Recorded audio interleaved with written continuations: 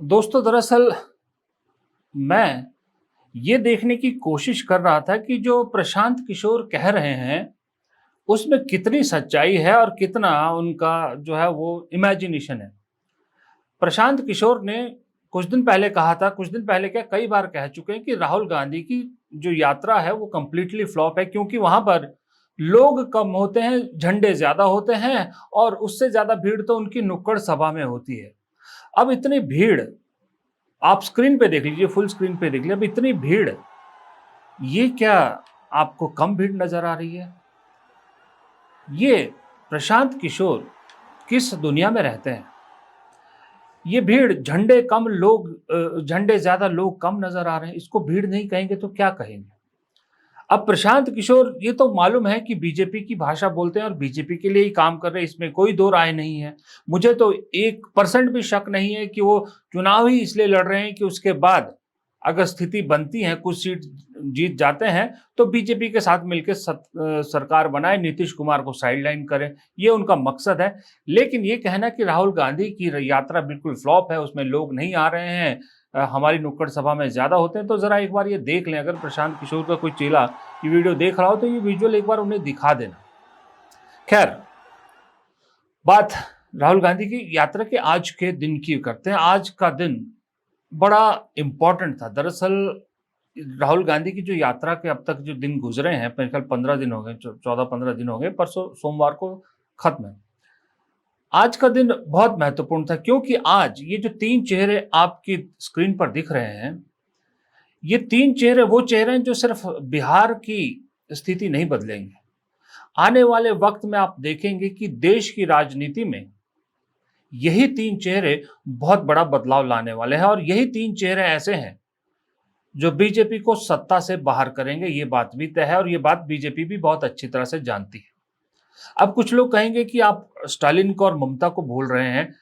मैं नहीं भूल रहा, स्टालिन को तो बिल्कुल नहीं भूल रहा, लेकिन स्टालिन के बारे में तो बीजेपी जानती है कि उनको हटाना नामुमकिन है और उनसे मुकाबला बीजेपी कर भी नहीं सकती। ममता बनर्जी का भरोसा कोई नहीं है। तो असल में हिंदी हार्टलैंड जिसको कहते हैं आप, जहां बीजेपी की जान बचती है, वहां से ये तीन चेहरे ही बीजेपी का बोरिया बिस्तर गोल करने वाले हैं। यूं भी आज अखिलेश यादव यात्रा में शामिल हुए तो उन्होंने एक बड़ी अच्छी लाइन बोली कि अवध में हराया है, अब मगध में हराएंगे। बहुत अच्छा जुमला उन्होंने जोड़ा। लेकिन असल बात यह है कि अखिलेश यादव के आज इस भारत जो वोटर यात्रा है राहुल गांधी और तेजस्वी की, इसमें शामिल होने से एक बहुत बड़ा बूस्टअप ना सिर्फ बिहार में महागठबंधन को मिलेगा, बल्कि उत्तर प्रदेश के महागठबंधन को भी इसका फायदा होगा। और अखिलेश यादव ये बहुत अच्छी तरह से जानते हैं कि बिहार में हो रही हर घटना का असर उत्तर प्रदेश में होगा ही होगा। इसलिए वो चाहते ना चाहते इस यात्रा से दूर नहीं रह सकते थे। लेकिन आज बिहार की धरती पर अखिलेश यादव की मौजूदगी ने जो जोश और बढ़ा दिया। दरअसल कांग्रेस और आरजेडी के जो कार्यकर्ता चार्ज्ड अप है बुरी तरह से, उस चार्ज को और ज्यादा बढ़ा दिया अखिलेश यादव की मौजूदगी ने। और आपको मालूम है, इस यात्रा के दौरान तेजस्वी यादव ने तो एक जो है वो एक राग छेड़ा हुआ है, राहुल गांधी ने दूसरा राग छेड़ा हुआ है, अखिलेश यादव ने तीसरा राग छेड़ा। आपको मालूम है, तेजस्वी यादव पूरी यात्रा के दौरान बिहार के प्राइड की बात कर रहे हैं कि क्या गुजरात के लोग तय करेंगे कि बिहार में कौन वोट दे सकता है, कौन नहीं दे सकता। अखिलेश यादव ने आज ये बात छेड़ी कि दरअसल अब वक्त आ गया है इस देश को मैसेज देने का कि अब बीजेपी और उनके सहयोगियों की बिहार से बाहर का वक्त आ गया है। ये दो लोग गुजरात से आकर के बताएंगे कि कौन बिहारी वोट देगा, कौन नहीं देगा। ये बिहार है, बिहार। चूना नहीं लगाया जाता है बिहारियों को, यहाँ खैनी के साथ चूना रगड़ दिया जाता है। बिहार का महत्वपूर्ण चुनाव है जिसमें आपकी तरह पूरे देश की निगाहें हैं। जो मैं जोश और उत्साह देख रहा हूं, वो उत्साह बता रहा है कि इस बार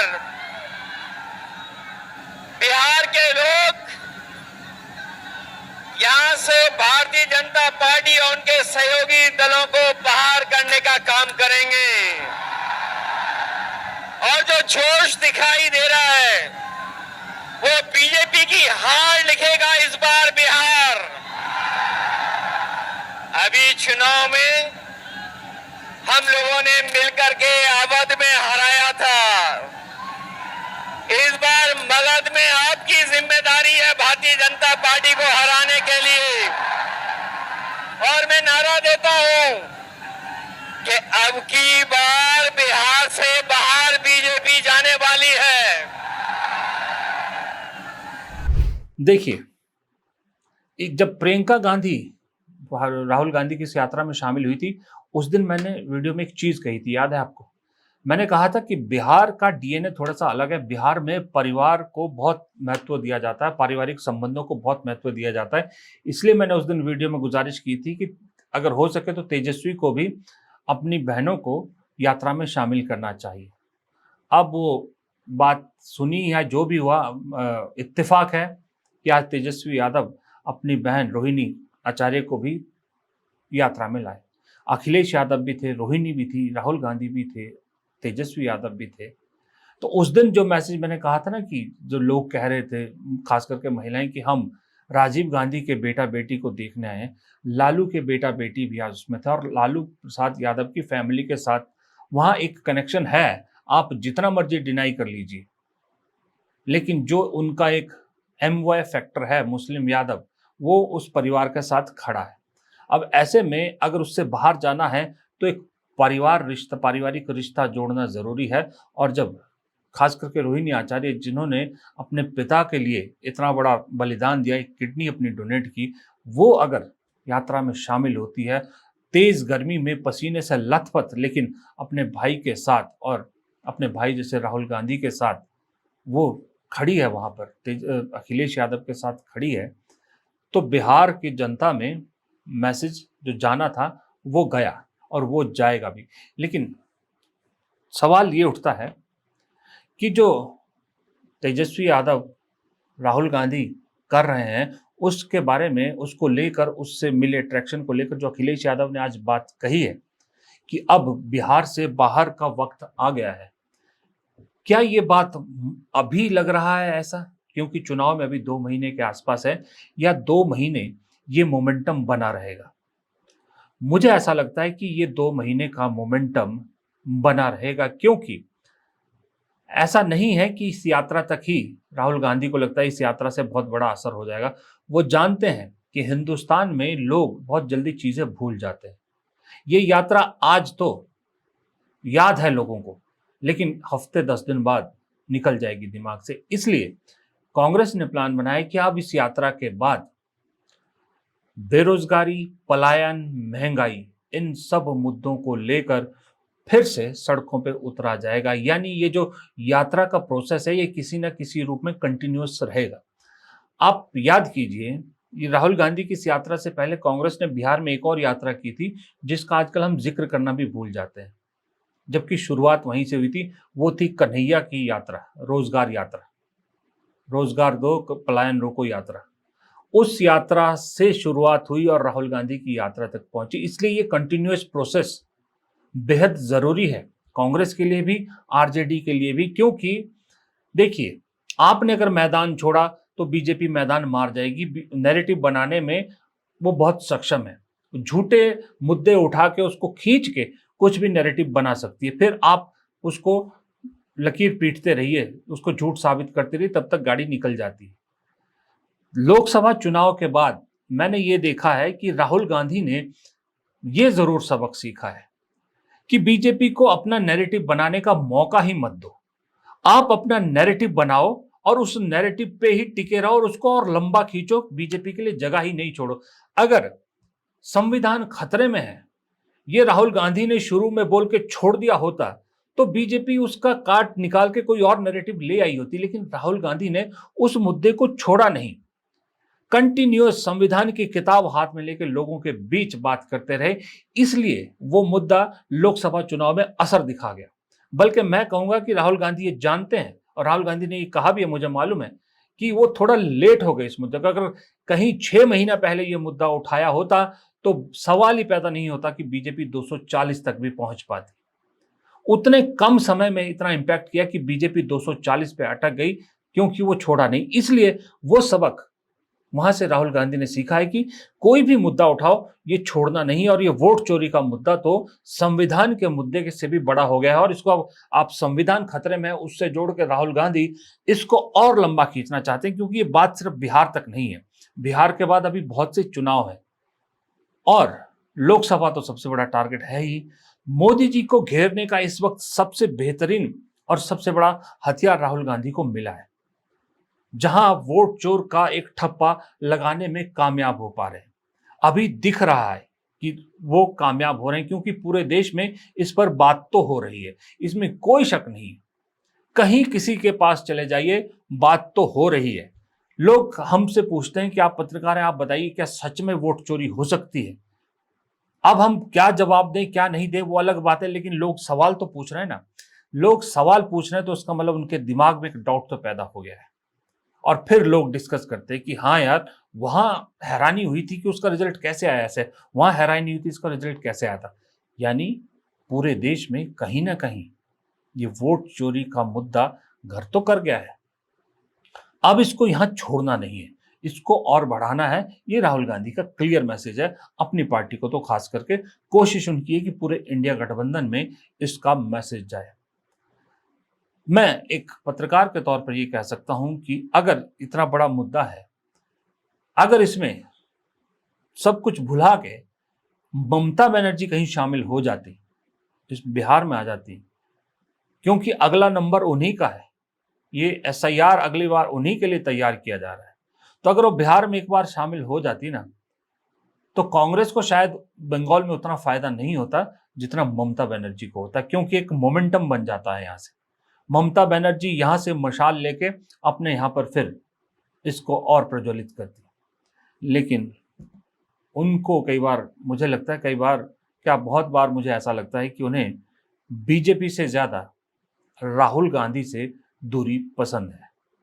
ये कई बार मुझे लगता है, और अभी भी लगा। इसमें अब क्या कह सकते हैं, कोई नुकसान उन्हीं का ज्यादा होगा, क्योंकि बंगाल में कांग्रेस का कोई बहुत बड़ा स्टेक तो दांव पे है नहीं। ममता बनर्जी का स्टेक जरूर दांव पे। अगर यहाँ साथ दे देती तो ये सभी लोग बंगाल में ममता का साथ जरूर देते। तेजस्वी के साथ अखिलेश, उससे पहले स्टालिन, इन सब का ना एक चीज और पूरा मैसेज कर गया है कि विपक्ष ने राहुल गांधी को नेता मान लिया है। राष्ट्रीय स्तर पर जब भी बात होगी, अगुवाई राहुल गांधी करेंगे, ये बात अब तय हो गई। अब इसमें कोई शक व शुबा नहीं है। इसलिए राहुल गांधी जो वोट चोर गद्दी छोड़ का नारा चिपकाने में कामयाब हो गए हैं, उसका असर बीजेपी के अंदर आपको दिख रहा है। बीजेपी के अंदर बौखलाहट किस कदर पहुंच गई है कि सीधा मारपीट पे उतर आई है, कांग्रेस ऑफिस पर हमला कर रही है, एक प्लांटेड आदमी से मोदी जी को गाली दिलवा रही है, फिर उसको मुद्दा बना रही है। और बीजेपी अच्छी तरह से जानती है ये मुद्दा भी 2-3 दिन, एक दिन चलेगा, उसके बाद नहीं चलेगा, ये मुद्दा भी फुस हो जाएगा। लेकिन बौखलाहट बाहर आ रही है। अब बीजेपी की बौखलाहट किस कदर बाहर आ रही है, इसका एक उदाहरण आज और मैं आपको दिखाता हूं कि बीजेपी के IT सेल के मुखिया हैं अमित मालवीय, आपको मालूम है दुनिया भर का झूठ परोसते हैं। उन्होंने आज एक सोनिया गांधी को लेकर एक झूठा नैरेटिव गढ़ने की कोशिश की। उन्होंने एक अरशद मदनी, प्रेसिडेंट ऑफ जमायत उलमा ए हिंद, जो मुस्लिम संगठन है, उनके जो अध्यक्ष हैं, उनके एक बयान को लेकर सोनिया गांधी के खिलाफ एक नैरेटिव गढ़ने की कोशिश की। पहले आप वो बयान सुनिए जो इन्होंने कहा था, फिर मैं आपको बताता हूं अमित मालवीय ने कैसे इसको ट्विस्ट किया था। पहले अरशद मदनी जी का बयान सुनिए। अब चीफ मिनिस्टर तो उस घराने और उस खानदान का फर्ज है कि जिसने रोटियां तोड़ी हैं हमेशा कांग्रेस की, लेकिन ज़हन दिमाग RSS का था।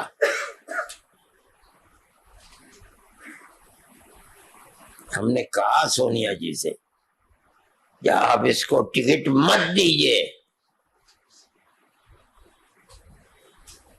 मैंने खत भेजा उनको, मगर उन्होंने नहीं माना और टिकट दे दिया।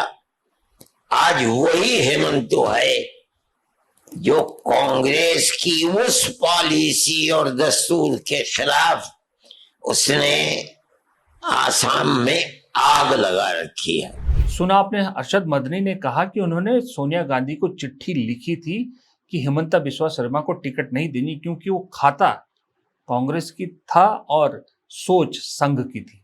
और उन्होंने ये भी कहा कि कांग्रेस ने उनकी बात नहीं मानी, सोनिया गांधी ने नहीं मानी, टिकट दे दी। सीधी सीधी बात उन्होंने ये बोली।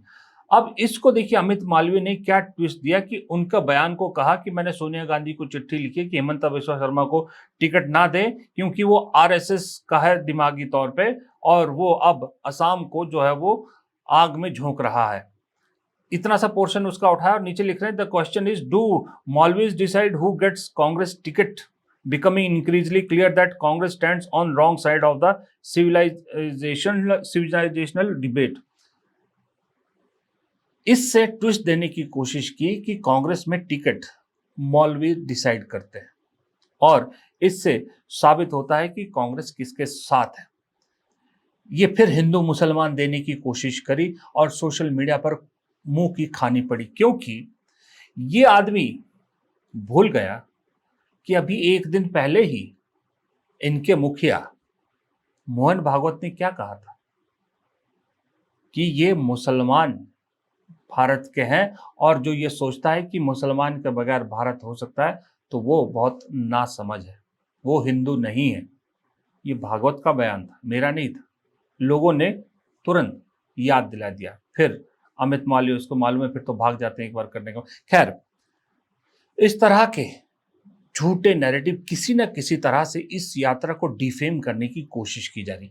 अगर आपको लगता है कि राहुल गांधी की यात्रा में कोई लोग नहीं जुड़ रहे, अगर आपको लगता है राहुल गांधी को सिर्फ देखने का शौक है, लोग इसलिए आ रहे हैं, आपको लगता है कि राहुल गांधी की यात्रा में झंडे ज्यादा है, लोग कम हैं, तो ये सब कोशिश क्यों की जा रही?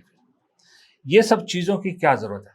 राहुल गांधी नहीं, सही तो सवाल पूछ रहे हैं कि भाई, जब मैं कह रहा हूं कि आप वोट चोर हो तो जवाब क्यों नहीं दे रहे, उसको मना क्यों नहीं कर रहे, उसके बारे में क्रिटिसाइज क्यों नहीं कर रहे, उसको झूठा क्यों नहीं बोल रहे?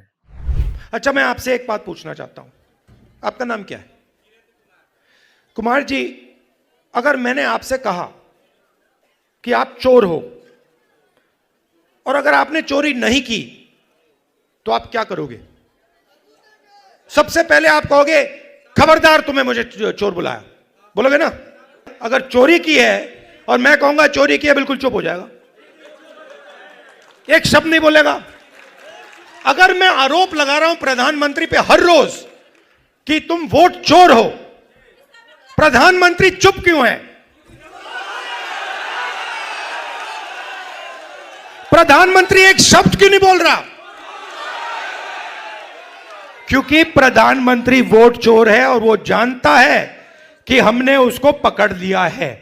जगदीप धनखड़, हमारे पूर्व उपराष्ट्रपति, जिनकी कोई खोज खबर नहीं, एक खबर आई है, उनकी खबर आई है कि उन्होंने चिट्ठी लिखी है, किसको? राजस्थान सरकार को, कि मुझे जब वो विधायक थे पेंशन उसकी चाहिए।